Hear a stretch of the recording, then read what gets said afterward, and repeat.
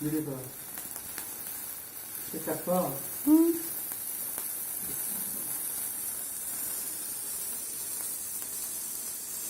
wow আব্বু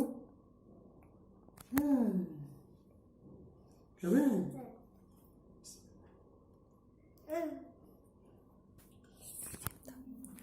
কিন্তু খানে না আব্বু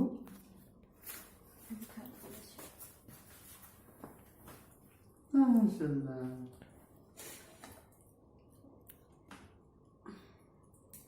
টেস্টি